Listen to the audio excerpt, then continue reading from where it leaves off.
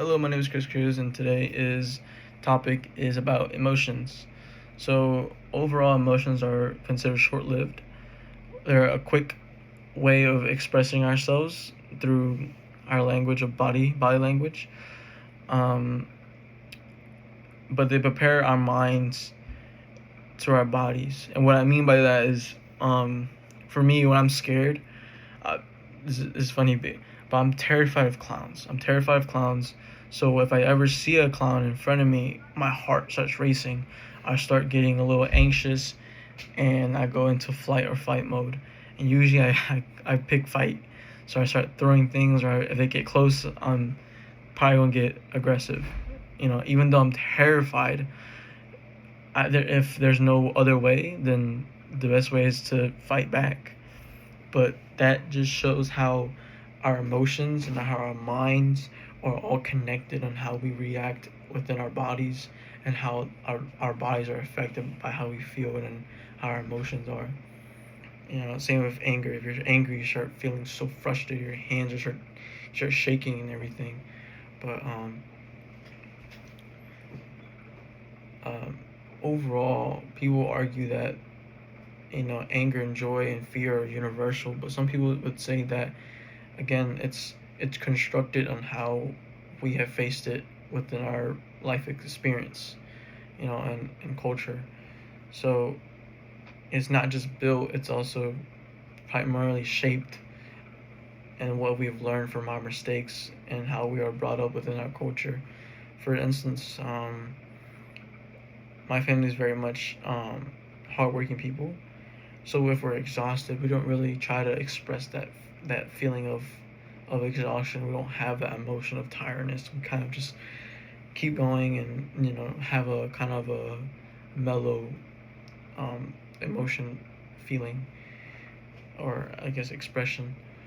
Um, but some people are very more open, and some people are more close in terms of how they express their emotions. It's always funny when I realize some people are more hyper and more loud because their family is hyper and loud, and some people are very seclusive because their parents and their families or their environment they're around is so seclusive and very hush hush. It kind of grows on them. So it's so crazy on how the body and the mind react to the way we are around from our environments, which is so crazy, and how adaptive we are. Um, a thing that I've tried to be better is, you know, understanding and noticing the way I'm feeling and my emotions are, and how they affect other people.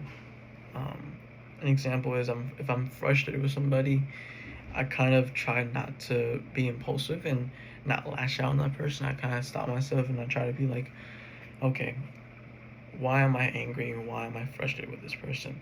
A to B to C. They went from A to C. They skipped B. Stuff like that.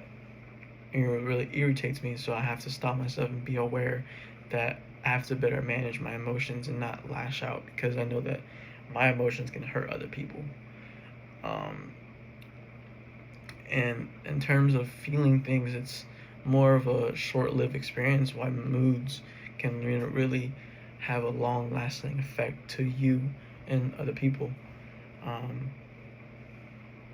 and understanding that difference can better yourself in terms of communication and staying aware of others, and how you gotta be cautious about people and their emotions, because everyone's very sensitive. Some people are very much hard-headed, um, and especially in now times, I think that in our you know lifestyle now, there's so much fear thrown at each other. There's so much pressure and anger all over the news and the media.